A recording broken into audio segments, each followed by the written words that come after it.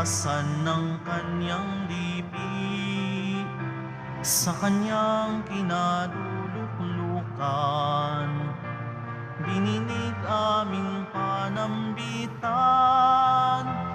habang bayan nagpagibik, sa kandili niya nananabik. Bayan ngayoy nagbubunyi, sabay-sabay nagpupuri, dahil inako ng Kristong Hari, kaligtasan ng kaniyang lipi. Bayan ngayoy nagbubunyi, sabay-sabay nagpupuri.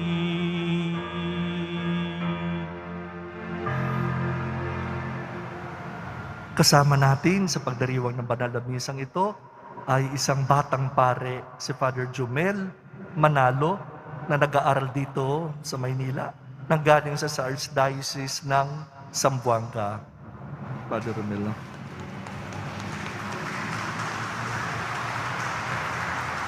Sa ngalan ng Ama, na Anak, ng Espiritu Santo. Amen. Ang pagpapala ng ating Panginoong Kristo, ang pag-ibig ng Diyos Ama, ang pakipagkaisa ng Espiritu Santo, naway sumainyong lahat. At sumaiyo rin. Ang marinig natin sa ating pagbasa ngayon ay ang kahulugan ng pagtitipan, pag-iisang dibdib, ang kahalagahan ng pagkakaisa, sakramento ng kasal. Minamahal na mga kapatid, italaga natin ang ating pamilya sa kamay na ating poong may kapal, sa ating poong Jesus Nazareno. Tinuturuan tayo ng Panginoon sa Ebanghelyo na ang kahulugan ng pag-aasawa ay pagmamahal at manatiling tapat sa isa't isa.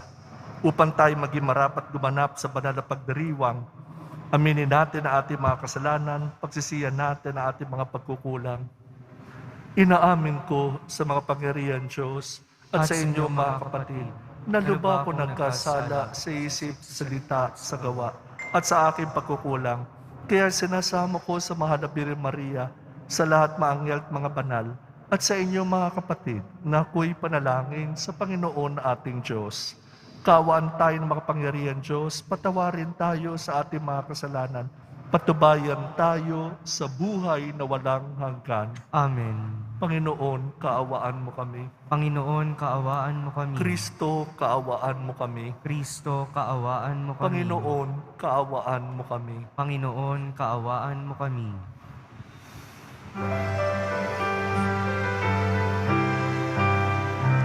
Luwalhati sa Diyos sa kaitaasan, kaloob sa lupa ay kapayapaan.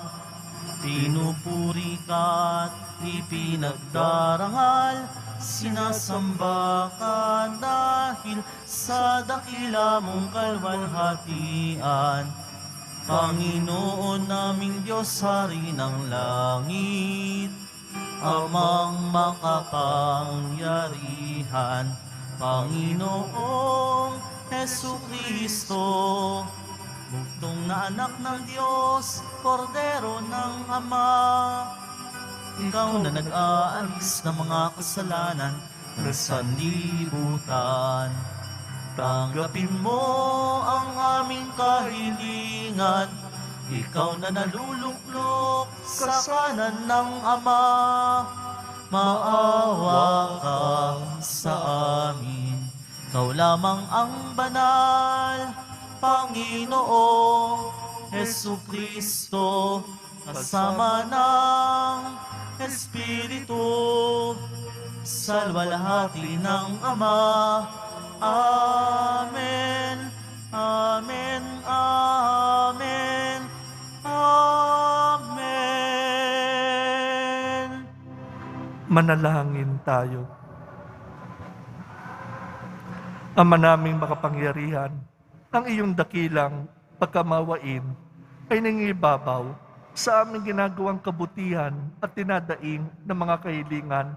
Ang kagandahan loob mo sa amin ay gawin mong magumapaw upang kasalanang ipinangangambang ingi ng kapatawaran ng budi naming takot na ikaw ay lapitan ay iyong patawarin ng lubusan.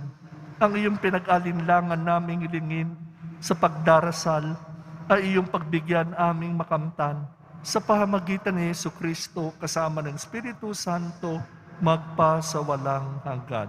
Amen. Maupo ang lahat. Pagbasa mula sa aklat ng Henesis.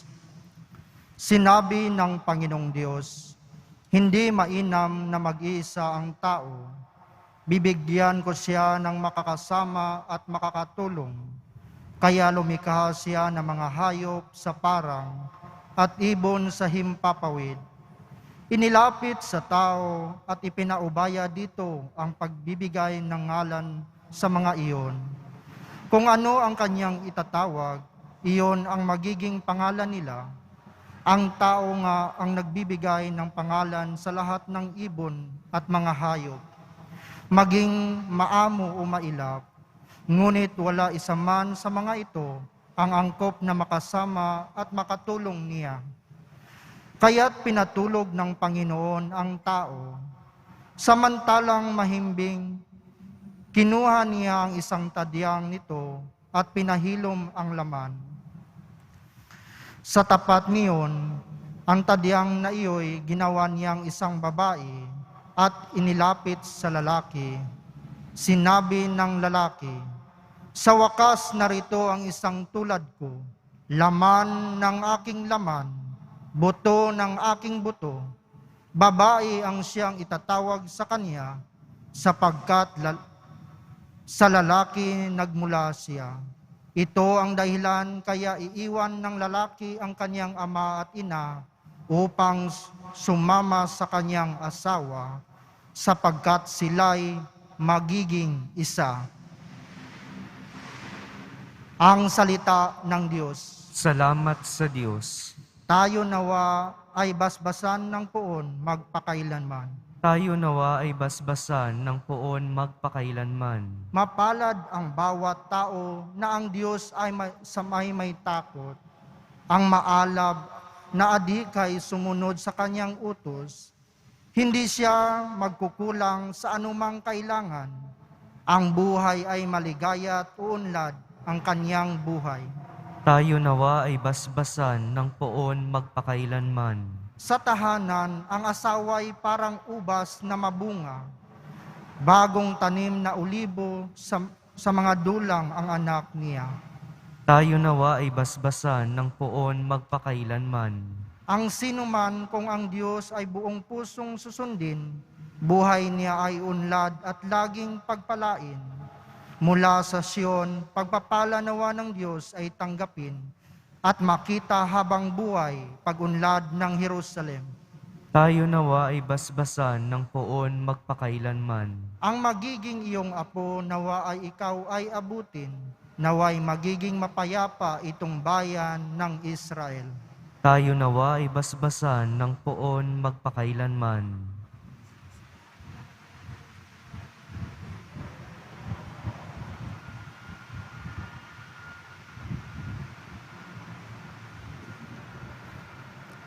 Pagbasa mula sa sulat sa mga Hebreo. Mga kapatid, alam nating si Jesus, bagamat sandaling panahong pinababa kaysa mga anghel, ay binigyan ng karangalan at kadakilaan dahil sa kanyang pagkamatay. Dahil sa pag-ibig ng Diyos, niloob niya na si Jesus ay mamatay para sa ating lahat. Sa pamamagitan ng mga pagtitiis, siya'y pinagpaging ganap ng Diyos na lumikha at nangangalaga sa lahat ng bagay, upang makapagdala ng marami sa kaluhalatian. Marapat lamang na gawin niya iyon, sapagkat si Jesus ang pinagmumulan ng kanilang kaligtasan. Si Jesus ang nagpapabanal sa kanila, at iisa ang Ama ng nagpapabanal at ng pinagpaging banal. Kaya't hindi niya ikinahiyang tawagin silang mga kapatid. Ang salita ng Diyos. Salamat sa Diyos. Magsitayo ang lahat.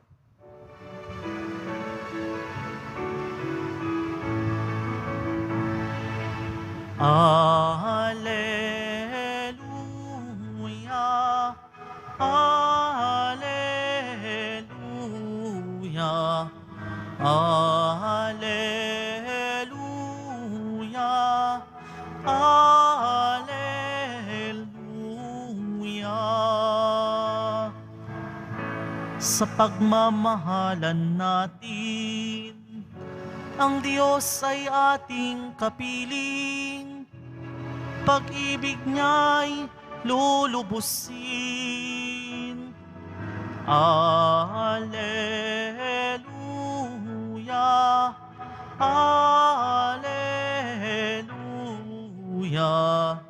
Alleluia, Alleluia.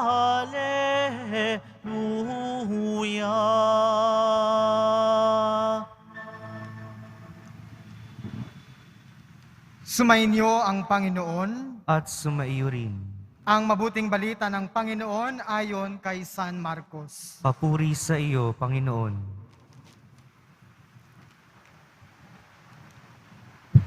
Noong panahong iyon, may mga pariseyong lumapit kay Jesus. Ibig nilang masilo siya, kaya't kanilang tinanong, naayon ba sa kautusan na hiwalayan ng lalaki ang kanyang asawa? Tugon niya, ano ang utos sa inyo ni Moises? Sumagot naman sila, ipinahintulot ni Moises na hiwalayan ng lalaki ang kanyang asawa matapos bigyan ng kasulatan sa paghihiwalay. Ngunit sinabi ni Jesus, dahil sa katigasan ng iyong ulo, kaya niya inilagda ang utos na ito. Subalit sa pasimula pa ng likain ng Diyos ang sanlibutan, nilalang niya silang lalaki at babae. Dahil dito, iiwan ng lalaki ang kanyang ama at ina at magsasama sila sa kanyang asawa at sila'y magiging isa. Kaya't hindi na sila dalawa, kundi isa. Ang pinagsama ng Diyos ay huwag paghiwalayin ng tao. Pagdating sa bahay, ang mga alagad naman ang nagtanong kay Jesus tungkol sa mga bagay na ito. Sinabi niya sa kanila, ang sinumang lalaki humiwalay sa kanyang asawa at mag-asawa sa iba ay gumagawa ng masama sa kanyang asawa. Siya'y nangangalunya. At ang babaeng humiwalay sa kanyang asawa at mag-asawa ng iba ay nangangalunya rin. May nagdala ng mga bata kay Jesus upang hilinging ipatong niya ang mga ito ang kanyang kamay. Ngunit pinagwikaan sila ng mga alagad. Nagalit si Jesus nang makita ito at sinabi sa kanila, pabayaan ninyo lumapit sa akin ang mga bata. Huwag ninyo silang sawayin. Sapagkat sa mga katulad nila, naghahari ang Diyos. Ito ang tandaan ninyo. Ang sinuman hindi tumatanggap sa paghahari ng Diyos tulad ng isang maliit na bata ay hindi mapapabilang sa mga pinaghaharian niya. At kinalong ni Jesus ang mga bata, ipinatong ang kanyang mga kamay sa kanila at pinagpala sila. Mga kapatid, ito ang mabuting balita ng Panginoon. Pinupuri ka namin, Panginoong Hesukristo. Maupo ang lahat. Thank you, Father.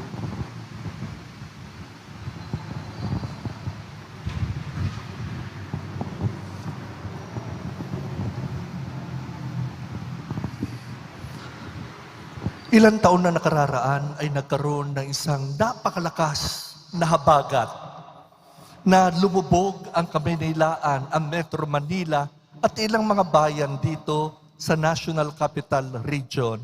Meron po akong narinig na totoong nangyari dahil po pagkalipas na isang araw, 2 araw, may grupo po na aking mga kaibigan, members po sila ng Ecclesial Community ng Focolare Movement, ginawa po nila, sumakay sila ng bangka at daroon sa bangka, dala-dala nila yung mga pagkain dahil ang mga tao po sa bayan na iyon ay lumubog ang kanilang mga bahay. At alam natin, marami mga pamilya ang namatay sa bayan na iyon dahil sa matinding pagbaha, dulot ng pagsunod-sunod na araw na pag-ulan ang habagat. Nung nakarating na po yung isang grupo ng aking mga kaibigan, nakasarili sa bangka, naroon po ang isang pamilya sa isang yero po sa kanilang bahay. Binigyan nila ng makakain, good for 2 days, 3 days, kasi hindi nila alam kung kailan mawawala ang tubig ng baha. Pero po, yung pamilyang yon ang sabi, wag po sa amin. Kumuha po sila, good for 1 day. Sabi nila, meron pa roon sa dulo na hindi na kumakain tulad namin ng 2 araw. Ibahagi ninyo sila, ibahagi ninyo ang pagkain na iyon. Natuwa yung mga kaibigan ko at tinanong sila, ano po nangyari? Paano kinuwento ng pamilya nangyari? Nung tumataas na ang tubig ng baha, yung tatay, yung asawa, alalang-alala, inakay ang kanyang may bahay na umakyat doon sa bubong na at meron silang 3 anak. Niyaya talagang binuhat na kanilang maliliit na anak doon sa bubungan. At nung tumataas ang tubig ng baha, aakala nila sila'y mamamatay. Pagkakataon na ng asawa, sabi niya sa kanyang may bahay, mahal ko, alam mo mahal kita, nakipagtakatipan ako sa iyo. Ano mang pagkukulang na nagawa ko sa iyo, patawarin mo ako, iyak na iyak na lalaki. At ganoon din, sinabi ng may bahay sa kanyang asawa, mahal ko, alam mo marami din akong pagkukulang, ano mang mga pagkukulang ko, patawarin mo ako. At silang dalawa doon, alam nila mamamatay na sila. Niyakap nila isa't isa at nagkaroon po sila ng parang pag-iisang dibdib, para bang ipinagbago nila, sinariwa nila yung kanilang pagtitipan sa isa't isa, na sila'y mamamatay magkasama, na mahal nila ang isa't isa hanggang kamatayan. At magsasama sila, mamamatay, nagkakaisa sa pagmamahal. Alam niyo po, ito yung sinasabi sa atin sa sakramento ng kasal.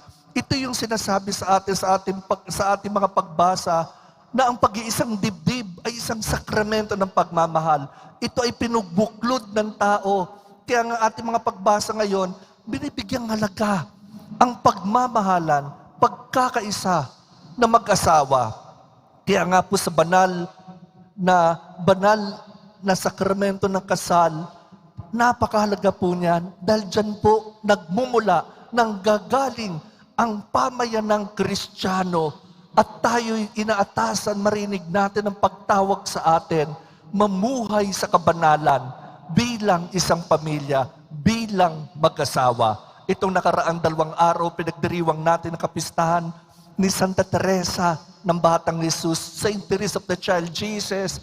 Nakita natin ang kanyang mga magulang, na ang tatay niya, si Saint Louis Martin, ang kanyang nanay, Saint Marie Girin. Yung kanyang mga magulang ay nabuhay sa kabanalan, sa pagmamalasakit, sa pamilya, sa isa't isa. Pinalago ang kanilang mga anak sa pananampalataya, sa takot sa Diyos. Kaya nga po, yung 5 nilang anak, lahat po nagmadre, at ang isa, pinakabunso, ay naging isang santa, si Saint Teresa of the Child Jesus. Sa unang pagbasa, narinig natin ang istorya sa aklat ng Henesis. Sinabi ng Panginoon Diyos, hindi mainam na mag-isa ang isang tao. Bibigyan ko siya na makakasama at makakatulong.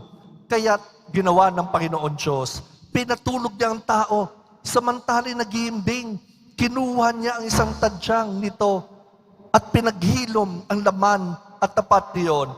Ang tadyang na yun ay ginawa niyang isang babae at inilapit sa lalaki. Ang tinutukoy po rito ay istorya ni Adan sa ni Eva. At ang sabi ni Adan kay Eva, sa wakas, narito na ang isang katulad ko, laman na akin laman, buto ng aking buto. Babae ang siyang tatawag sa kanya, sapagkat sa lalaki, nagmula siya. Kaya nga sinasabi rito sa unang pagbasa, ito ang dahilan kung bakit kinakailangan iwanan ng lalaki ang kanyang ama at ang ina upang sumama sa kanyang asawa, sapagkat sila'y nagiging isa. Alam niyo, pinagpala ang nabubuhay sa pagkakaisa, sa pagmamahalan. Alam nyo, angkop na angkop ang salmong tugunan natin ngayon na galing sa Salmo 128, Psalm 128, na sinabi dito, tayo'y naway, basbasan ng Panginoon magpakailanpaman. Ang isang pamilya na talagang nakatuon, ang adikay sumunod sa kalooban ng Diyos, ay ang pamilyang binabasbasan at pinagpapala. Sabi rito sa ating salmong tugunan, sa tahanan, ang asawa'y parang ubas na magbubunga. Sa tahanan, ang mga anak ay parang bagong tanim na ulibo na may dulang. Sinasabi rito, ang sino mang sa Diyos ay may takot, buong pusong sumusunod sa Diyos, buhay nila'y umuunlad at sila'y pagpapalain ng Diyos. Kaya nga po yun ang sinasabi sa pamilya. Ang isang pamilya na may takot sa Diyos ay isang pamilyang nakaugat sa Diyos. Alam natin, naroon ang pagpapala ng Diyos sa kanila. Ngayon punta tayo sa Ebanghelyo. Alam niyo po, itong mga Pariseyo, sila po ang mga tagapagturo ng batas. Lumapit kay Jesus at tinanong kay Jesus, naayon ba sa kautusan na hiwalayan na lalaki ang kanyang asawa? Alam niyo, sinagot ni Jesus, ipinahintulot ni Moises na hiwalayan na lalaki ang kanyang asawa dahil sa katigasan ng inyong puso. Because of the hardness of your heart. Matigas ang inyong ulo. Ayaw to ng Diyos. Pero sinabi talaga ni Jesus sa mga nagtuturo ng batas, subalit sa pasimula pa, nang nilikha ng Diyos ang salibutan, nilikha ng Diyos ang babae at ang lalaki, nilalang nila siyang lalaki at babae. Sabi dito, dahil dito'y iiwan ng lalaki ang kanyang ama at ang ina, magsasama sila ng kanyang asawa at sila'y magiging isa. Hindi na sila dalawa, kundi sila ay isa. Sabi ng Panginoon, ang pinagsama ng Diyos ay huwag paghiwalayin ng tao. What God has joined together, let no human being must separate. Dito natin makikita kung paano ang sakramento ng pag-iisang dibdib ay pagbubuklod na binabasbasan ng Diyos. Ito ay sagrado. Ang sakramento ng pag-iisang dibdib, ang pagsasama ng asawa sa kanyang may bahay, ay yung kalooban ng Diyos na sila'y mabuhay sa pagkakaisa, mabuhay sa pagmamahalan. Sinasabi nga, for better or for worse, for poorer or for richer, in sickness or in health, until death do us part. Nagsimula ako sa kwento kanina, habang tumataas na yung baha, sabi ng lalaki sa mahal niya, mahal, mamahalin kita at tayo mamamatay na. Pinapangako ko na tayo magkasama, hindi lamang sa buhay na ito, pati sa buhay na walang hanggan, mamahalin kita. Ganun din po ang sinabi ng babae, may bahay sa kanyang asawa, at tiyakap nila isa't isa. Ang tatlong anak, niyakap sila, isang kumpul sila, umiiyak. Alam niyo po ba istorya noon? Yung mga kaibigan ko, binalikan sila. Binalikan yung pamilyang yon at nakita nila kung paano sila mismo ay nagulat. Kung paano naroon ang pag-ibig. Kung naroon ang pag-ibig, sila mismo nakita nila naroon ng Diyos. Tandaan natin, sa pagmamahalan, kung saan ang tiyak at ganap na pagmamahalan, naroon ng Diyos. Sabi nga ng isang santo sa St. John of the Cross, where there is no love, put love, and you shall find love. Kung minsan sa buhay mag-asawa nawawala ang pag-ibig, ilagay ninyong pag-ibig, ilagay ninyong pagkakaisa. Tandaan natin, we are created by God to love and to be loved. Tayo nilikha ng Diyos upang magmahal at upang mahalin. Tandaan natin ang modelong ito ay walang iba, kundi ang Diyos. Ang Diyos na ang pag-ibig, nabubuhay ang Diyos sa pagkakaisa, kung paanong mahal ng Diyos Ama ang kanyang anak, kung paano mahal ng kanyang anak Diyos si Jesucristo ang kanyang Ama, ang bunga ng kanilang pagmamahalan ay ang Espiritu Santo. Ganyan din po ang buhay pamilya. Ang pagmamahal ng asawa sa kanyang may bahay, ang bunga ng pagmamahalan nila, ang kanilang mga anak, masasabi natin, napakaganda niyan. At ang modelo ng pagmamahal, pagsasakripisyo, ay walang iba kundi si Kristo. Dito natin makikita ang kahalagahan ng ikalawang pagbasa ngayon sa sulat sa mga taga-Hebreo na sinasabi rito, ang kamatayan ni Kristo ang dahilan ng ating kaligtasan. At sa kamatayan ni Kristo ay makikita natin ang kahulugan ng pagmamahal, pagsasakripisyo na alang-alang sa iyong minamahal, handa kang mamatay. Ito pong dahilan ba't namatay si Jesus. Si Jesus ay namatay dahil mahal niya tayo at mahal na mahal niya tayo at ibig niyang patunayan kanyang pagmamahal sa atin. At iyan din po inihiling sa atin na ating Panginoon bago siya namatay. Isang bagong utos ang binibigay ko sa inyo. Magmahalan kayo sa isa't isa tulad ng pagmamahal ko sa inyo. Love one another as I have loved you. Pwede po bang ulitin nyo? Love one another. Ulitin po natin. Love one another. Pakilakas po. Love one another. Tandaan nyo sa buhay mag-asawa, asawa at may bahay.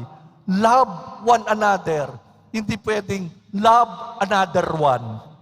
Makaiba yun. Malaking pagkakaiba. Pero sinabi ng Panginoon, love one another. Kung paano ko kayong minahal hanggang mamatay sa krus, ganun din ang pagmamahal na hinihingi ko sa inyo. Love until it hurts. Magmahal ka hanggat masaktan ka. Alam po natin na si Jesus ang magpapabanal sa inyong pagmamahal sa isa't isa. Si Jesus na alam natin nang galing sa Ama. Huwara ng pagmamahal. Kaya nga po, sinasabi sa atin, dun din sa ating Alleluia verse, if we love one another, kung mahal natin ang isa't isa, ang Diyos ay mananahan sa atin at ang kaganapan ng pagmamahal ng Diyos ay magiging ganap sa ating buhay. Meron pong isang napakabanal na arsobispo, namatay na po siya at pinaprocess na ang kanyang pagiging santo. Ang pangalan niya is the Archbishop Fulton Sheen. Isa pong arsobispong Amerikano. Sinabi ni Archbishop Fulton Sheen, it takes 3 to get married. Para daw ikasal, kinakailangan 3. Oo, naroon ang lalaki, the husband. Naroon ang babae, the wife. Bakit 3? Sabi ni Archbishop Fulton Sheen, it is Christ who must be the center of the love between husband and wife. Si Kristo ang magbubuklod ng pag-ibig ng asawa sa kanyang may bahay. Ilagay si Kristo sa gitna ng kanilang pagmamahalan. Dahil kung nariyan si Kristo, ay lalo mong mamahalin ang isa't isa. Kung tatanggapin mo si Kristo sa iyong buhay, ay lalo mong tatanggapin ang bawat isa. Kung tatanggapin mo ang pag-ibig ni Kristo sa iyong buhay, ay lalo mong mamahalin ang iyong kapwa, ang iyong may bahay, iyong asawa. Kung madadama mo kung paano kang inuunawa ni Kristo, ganun din matututo kang unawain mo ang iyong kapartner sa buhay. Hindi mo siya husgahan. Kung nadadama mo na tinatanggap ka ni Kristo, bagkus sa iyong kahinaan, pagkakasala at pagkukulang, ganun din inihingi sa atin ni Kristo. Pagkamat nagkulang ang iyong asawa, nagkulang iyong may bahay, handa ka magpatawad, handa kayong magsimula, handa kayong magkaisa. Iyan po ang tinuturo sa atin. Ang sakramento ng kasal ay sakramento na banal, sagrado. Tinatawag tayo magmahal, magsakripisyo, mabuhay sa pagkakaisa, mabuhay sa pagpapatawad. Sabi nga, love is patient. Ang pag-ibig ay mapagpasensya. Love is kind. Ang pag-ibig ay may magandang loob. Love does not envy. Ang pag-ibig kailanman din nagsiselos. Love does not boast. Ang pag-ibig hindi nagmamalaki o nagmamayabang. Love does not dishonor others. Ang pag-ibig kailanman hindi naglilinglang o binababa ang iba. Love is not self-seeking. Ang pag-ibig hindi naghahangad lamang sa sarili. Love is not easily angered. Ang pag-ibig ay hindi magagalitin. Love keeps no record of wrongs. Ang pag-ibig Hindi ka naglilista ng pagkukulang ng iyong mahal sa buhay. Love does not delight in evil but delights in the truth. Ang pag-ibig di natutuwa sa kasamaan, kundi natutuwa sa kabutihan. Love always protects. Ang pag-ibig handang mag-aruga. Love always trusts. Ang pag-ibig handa palagi magtiwala. Love always hopes. Ang pag-ibig laging umaasa at hindi nawawala ng pag-asa. Love always persevere. Ang pag-ibig ay nagpupursige. Love never fails. Ang pag-ibig kailanman ay hindi nagmamaliw. Napakaganda po ang mensahe sa atin sa araw na ito. Tinatawag tayo. Kilalanin natin sa isa, unawain natin sa isa, tanggapin natin sa isa, magmahalan tayo tulad ng pagmamahal sa atin ni Kristo. Kung paano minahal tayo ni Kristo, ganoon din, handa tayo magmahal, mag-alay ng ating buhay, alang-alang sa ating minamahal. Naway, ang pag-ibig ng Diyos, ang pakipagkaisa ng Espiritu Santo, ang awa ni Kristo, mapasa inyo sa buhay pamilya, buhay ng pagkakaisa, buhay ng pagmamahalan.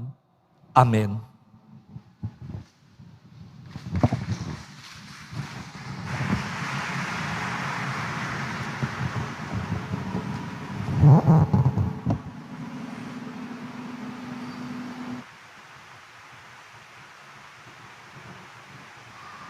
Magsitayo ang lahat. Pahayag natin ang ating panampalataya. Sumasampalataya ako sa Diyos amang makapangyarihan sa lahat na may gawa ng langit at lupa. Sumasampalataya ako kay Jesucristo, isang anak ng Diyos, Panginoon nating lahat. Nagkatawang tao siya na lang ng Espiritu Santo, ipinanganak ni Santa Maria Virgen, pinagpakasakit ni Poncio Pilato, ipinako sa krus na matay ni Libing, nanaog sa kanaroonan ng mga yumao, na may 3 araw na buhay na maguli, umakyat sa langit. Naluklok sa kanan ng Diyos amang makapangyarihan, doon magmumulat parito at hukom sa nangabuhay at nangamatay na tao. Sumasampalataya naman ako sa Diyos Espiritu Santo, sa banal na simbahang katolika, sa kasamaan ng mga banal, sa kapatawaran ng mga kasalanan, sa pagkabuhay ng muli ng namatay na tao at sa buhay na walang hanggan. Minamahal kong kapatid, sa pag-ibig tayo nilikha ng Ama, sa parehong pag-ibig tayo pinagbuklod, tumulog tayo sa kanyang mapagpalang pag-ibig na hindi magmamaliw. Ang ating tutugon, Panginoon, dinggin mo kami. Panginoon, dinggin mo kami. Para sa mga pastol ng simbahan, maging buhay na tandanawa sila ng dakilang pag-ibig ng Diyos sa harap ng mundong puno ng puot. Manalangin tayo. Panginoon, dinggin mo kami. Para sa mga lider ng mga bayan, pag-ibig nawa ang manaig sa kanilang mga puso upang mapaglingkod sila ng matiwasay. Manalangin tayo. Panginoon, dinggin mo kami. Para sa mga mag-asawa at kanilang pamilya, maging sentro nawa ng kanilang relasyon ang Diyos upang sa mga pagkakataon ng hidwaan, matanto nilang sila'y dapat maging tanda ng pag-ibig ng Diyos sa mundo. Manalangin tayo. Panginoon, dinggin mo kami. Para sa mga may sakit at may matinding pangangailangan, kalingain nawa sila ng pag-ibig ng Diyos sa pamamagitan ng mga taong may malasakit at pagdamay sa kanilang kapighatian. Manalangin tayo. Panginoon, dinggin mo kami. Para sa mga yumao, madamanawa nila ang pag-ibig ng Diyos sa kanyang piling sa langit. Manalangin tayo. Panginoon, dinggin mo kami. Para kay Father Bong, kasama natin dito sa Quiapo, na pinagdiriwang ang kanyang 2 taon ng anibersaryo ng kanyang pagpapare, naway patuloy na bigyan siya ng lakas ni Jesus Nazareno bilang isang batang pare, paglingkuran, mahalin ng Panginoon.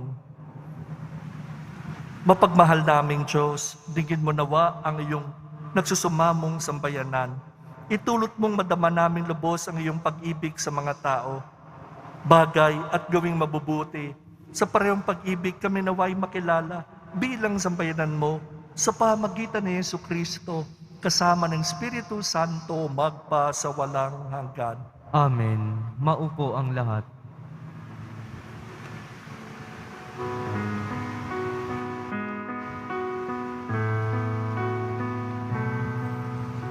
Ang himig mo, ang awit ko, lahat ng ito'y nagmula sa iyo.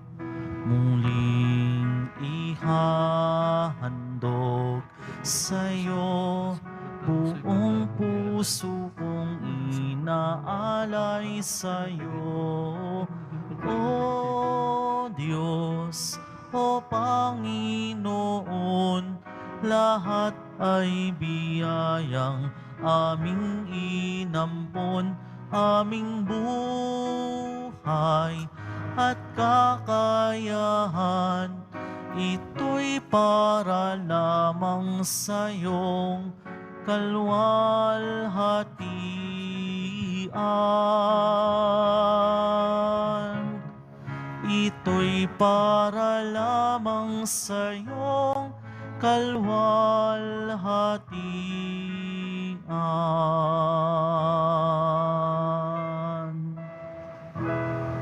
Magsitayo ang lahat. Manalangin kayo mga kapatid upang pagkain natin ay kalugdan ng Diyos amang makapangyarihan. Tanggapin nawa ng Panginoon itong paghahain sa iyong mga kamay, sa kapurihan niya at karangalan sa ating kapakinabangan, at sa buong sambayanan niyang banal. Manalangin tayo. Ama namin lumikha, tagapin mo ang paghahain ng mga alay na iyong inihabilin sa pagdiriwang na dapat namin ganapin ang kabanalan ng iyong pagliligtas. Naway sumaamin sa pamagitan ni Jesucristo, kasama ng Espiritu Santo magpa sa walang hanggan. Amen. Sumainyo ang Panginoon. At sumayo rin. Itaas sa Diyos ang iyong puso at diwa. Itinaas na namin sa Pasalamatan Panginoon. natin ang Panginoon ating Diyos. Marapat na siya ay pasalamatan. Ama naming makapangyarihan, tunay nga marapat ay ikaw ay aming pasalamatan. Kahit na ikaw ay pinagtaksilanan sa katauhan, ikaw ay patuloy pa rin sa iyong pagmamahal. Ikaw na nagpuno sa aming pagkukulang. Ikaw pa rin nagsugo ng tutubos sa tanan. Ang sugo mong anak ay naging di na iba sa amin. Bagamat di niya tinularan ng aming pagkamasuwahin, niloob mo ito upang iyong mamalas sa aming pagkatao ang giliw mong anak. At kami tungayan mong may pag-ibig na tulad ng pagtatangi mo sa kanya na higit sa lahat. Ang katapatan niya sa iyong walang maliw, nagpanumbalik na muli sa amin na iyong kasiyahat ng iyong pagtingin, na aming winaksi nung ikaw ay aming suwahin. Kaya kaisa na mangirig awit na papuri sa iyo na walang humpay sa kalangitan, kami nagbubunhi sa iyong kadakilaan. Banal ka, poong may kapal, banal ang iyong pangalan, banal ang iyong kaharian. Langit lupa'y nagpupugay sa iyong kadakilaan. Dinarakila ng lahat ang naparito mong anak, na siyang nagmulat sa bulag, sa pilay ay nagpalakad at nakiramay sa lahat. Magsiluhod ang lahat. Ama namin banal, ikaw ang bukal ng tanang kabanalan. Kaya't sa pamamagitan ng iyong Espiritu, gayon mong banal ang mga kaloob na ito upang para sa amin maging katawan at tugo ng aming Panginoong Jesucristo. Bago niya pinagtiis ang kusang loob na maging handog, hinawakan niya ang tinapay, pinasalamatan kanya, pinaghati-hati niya iyon, iniabot sa kanya maalagad at sinabi, tanggapin ninyong lahat ito at kanin. Ito ang aking katawan na ihahandog para sa inyo.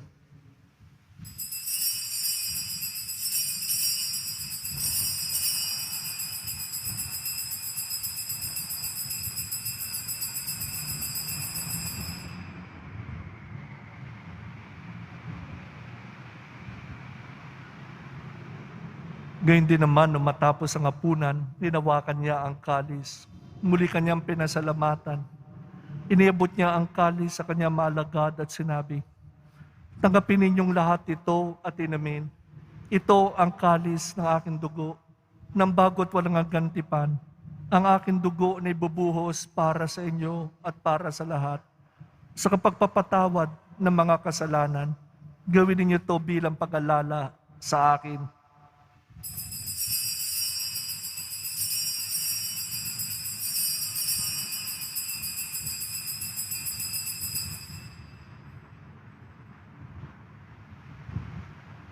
Magsitayo ang lahat. Pagbuni natin ang misteryo ng ating pananampalataya.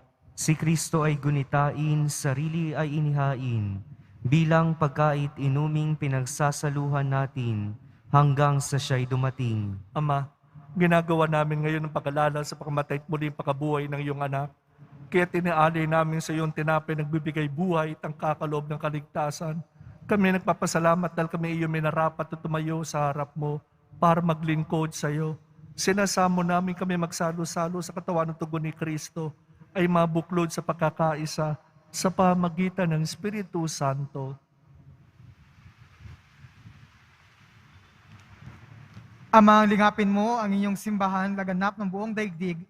Puspusin mo kami sa pag-ibig kaisa ni Francisco na aming Papa at ni Jose ang aming Obispo at tanan kaparian.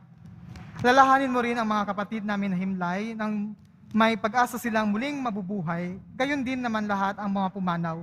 Kawaan mo sila at patuloyin sa iyong kaliwanagan. Kawaan mo at pagindapatin kaming lahat na makisalo sa iyong buhay na walang wakas. Kaisa ng mahal na Birhen Maria, na ina ng Diyos, ng kabiyak na puso niyang si San Jose, kaisa ng mga apostol, at ang lahat ng mga banal na namumuhay dito sa digdig ng kalugod-lugod sa iyo, may pagdiwang nawa namin ang pagpupuri sa ikararangal mo sa pamamagitan ng iyong anak na aming Panginoong Heso Kristo.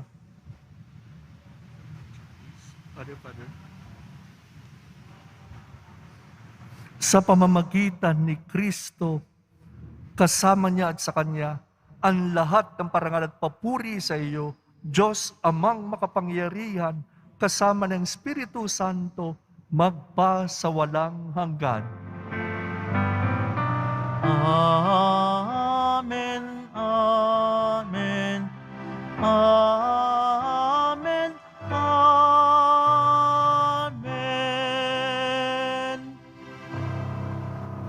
Pinagbuklod tayo ng ating amang nasa langit.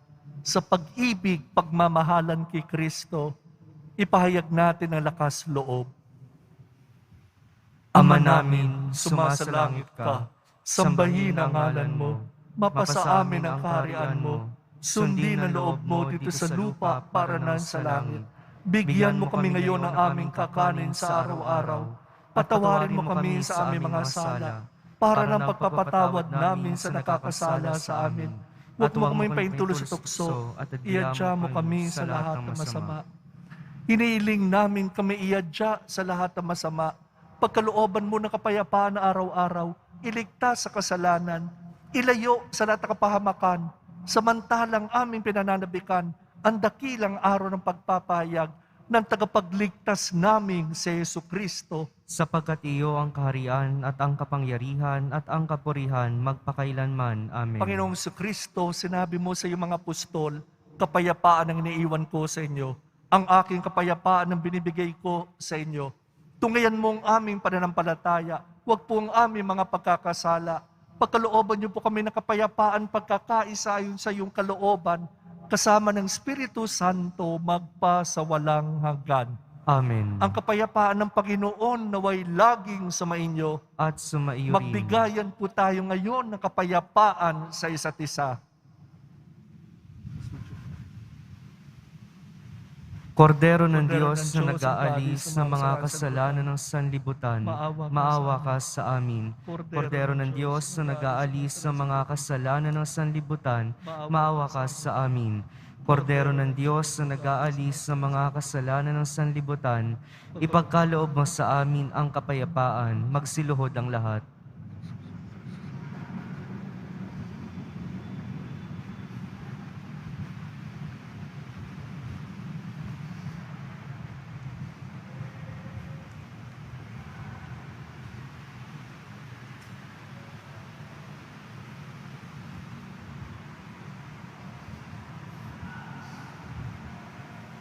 Narito ang kordero ng Diyos. Narito siya nag-aalis ng mga kasalanan ng salibutan. Mapapalad ang inanyayahan sa kanyang piging. Panginoon, hindi ako karapat-dapat na magpatuloy sa iyo, ngunit sa isang salita mo lamang ay gagaling na ako.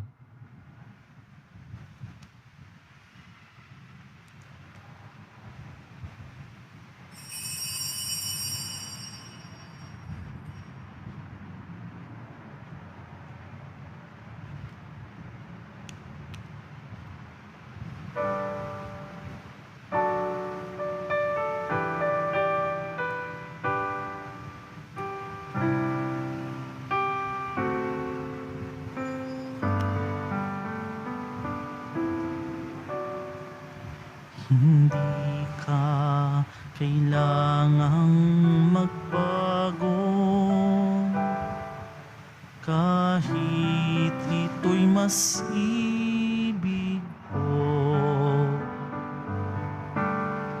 Hindi ka kailangang magsikap ng husto upang ika'y ibigin ko.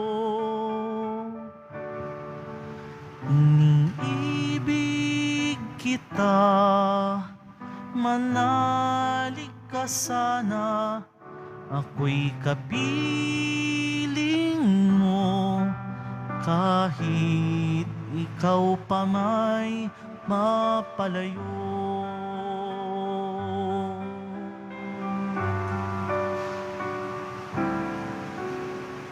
Kailan magwawakas ang iyong pagtatago?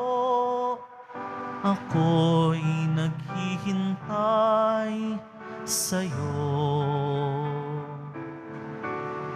Lumapit ka lamang, ang puso ko'y hagkan.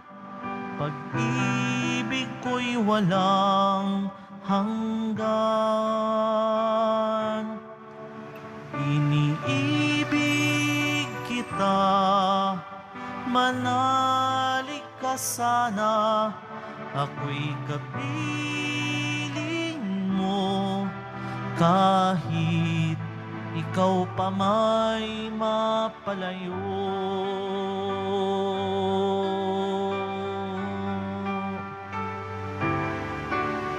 Iniibig kita, manalig ka sana, ako'y kapiling mo, kahit ikaw pa may mapalayo.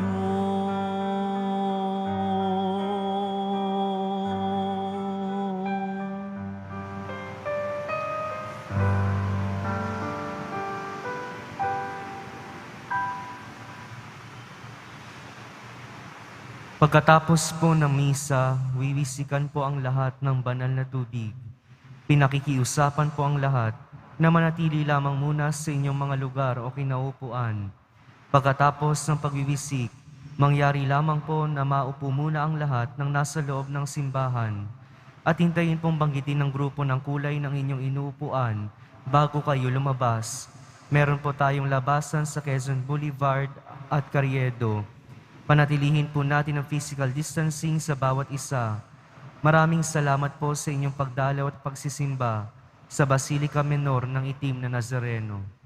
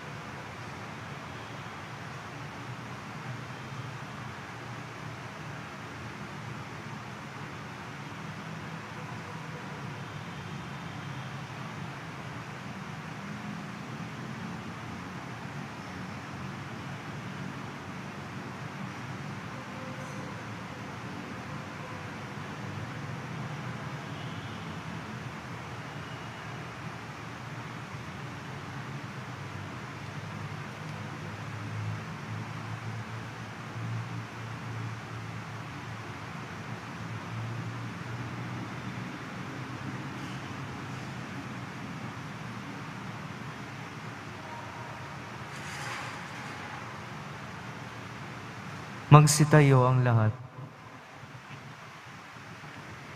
Manalangin tayo. Ama namin mapagmahal, ipagkaloob mo sa pagsasalo namin sa pagkait inuming banal. Kami ay maging katawan ni Kristo sa aming pinapakinabangan sa pamagitan niya kasama ng Espiritu Santo magpa sa walang hanggan. Amen. Panalangin kay San Roque. O pinagpalang San Roque, pintakasin ang mga may karamdaman. Lingapin mo po ang aming mga kapatid na nasa banig ng karamdaman. Ang iyong pamamagitan ay sadyang makapangyarihan na nooy ikaw ay narito pa sa daigdig. Maraming gumaling dahil sa pag-aantanda mo sa kanila at kamahal-mahalang krus. Ngayon, ikaw ay nalulahati na dyan sa langit. Nananalig kami ang iyong pamamagitan ay lubang magaling. Iali mo po sa Panginoon Diyos, yari ang aming mga hinaing. At sa tulong po ninyo, makamit ang kagalingan na aming kaluluwa at katawan. Pakundangan sa mga hirap at sakit ng Panginoong Jesucristo at iyo pong mga panalangin. Amen. Senyor San Roque, panalangin mo po kami upang kami maadya sa salot ng COVID-19 at sa mga karamdaman ng katawan at kaluluwa. Senyor San Roque, ipanalangin mo po kami upang kami maadya sa salot ng COVID-19 at sa mga karamdaman ng katawan at kaluluwa. Senyor San Roque, panalangin mo po kami upang kami maadya sa salot ng COVID-19 at sa mga may karamdaman ng katawan at kaluluwa. Dadasalin po natin ngayon ang panalangin para sa mga guro. Tagapagkaloob ng lahat ng kaalaman at guro ng mga guro. Bigyan mo po ninyo ng pagkalinga ang aming mga guro. Biyayaan ninyo sila ng kahandaan. Linangin ang aming murang isipan. Huwag magsawa kapag di makahabol ang turuan. Pagpalain nawa ang mga puso ng aming mga guro, nagdiriwang sa tuwing kami nagwawagi, nag-aalo sa tuwing kami nadadaig. Pagkalooban po ninyo ang mga guro na may hinahong pagtsatsaga, sapagkat ang landas ng kaalaman ay hindi madali. Pagdikasin po ninyo sa kanila, sa lahat ng mga guro, ang maapoy na diwang nagpapaliyag sa kagustuhan naming matuto. Tulungan din po ninyo lahat ng mga guro na sila'y makita ang galing sa bawat mag-aaral. Wala sa marka ang halaga, kundi sa pananalig nila. Ikintal ninyo sa kanila ang walang pagkauhaw at karunungan, ang bagong kaalaman, karanasan, ay hindi sapat katakutan. Turuan mo po silang magsidlang abutin ang alapaap, kasing sigla na kasing tayog ng kanila naming pangarap. Pagpalain po ninyo ang mga gurong nauna sa amin at nagawa nila ang napapakinabangan pa rin. Talawad po ng inyong mabuting halimbawa ang kaguruan upang makapagtayo sila sa pamamagitan ng kanilang pangungusap, upang makapagmahal sila sa pamamagitan ng kanilang isipan, upang mapagbahagi sila sa pamamagitan ng kanilang puso. Pagbabasbas ng Poong Nazareno. Hiniling ko, kasama ko si Father Jomel, ay babasbasan din po kayo. Mahal na Poong Nazareno, inihayag mo sa pamamagitan ng krus ang walang maliw na pag-ibig ng Diyos sa sangkatauhan. Pakinggan mo po ang kahilingan ng iyong angkan na nagsusumamo sa iyo. Makamtan nawa nila ang iyong katugunan. Tanggapin ang kasagutan na may utang na loob na tinatanaw. Basbasan po ninyo ang kanilang daladalang nilang mga imay at dasalan. At sa pamamagitan ng bendisyon na ito, naway maalala nila ang mga pangako nila nung sila'y binyagan na ikaw ay kanilang iibigin, paglilingkuran bilang Panginoon, magpa sa walang hanggan. Amen. Sumainyo ang Panginoon. At sumaiyo rin. Pagpalain kayo ng makapangyarihan Diyos, Ama, at ang Anak, at ng Espiritu Santo. Amen.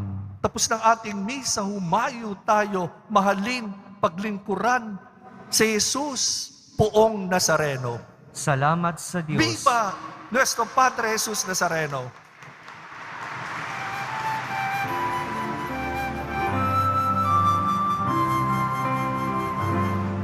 Nuestro Padre Jesus Nazareno, sinasamba ka namin.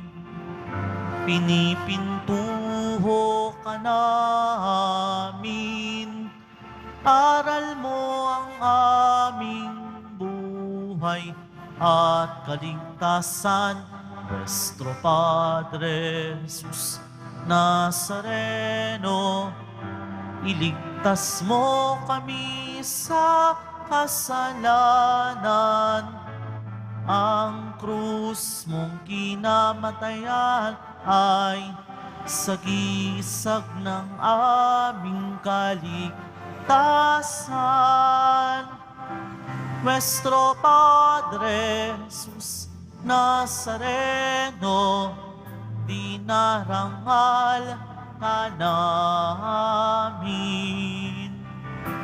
Nuestro Padre Jesus Nazareno, nilulwalhati ka namin. Nuestro Padre Jesus Nazareno, dinarangal ka namin.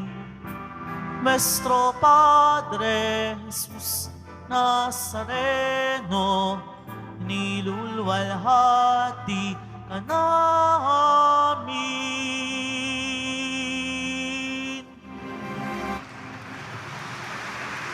Maupo muna ang lahat at makinig na mabuti para sa maayos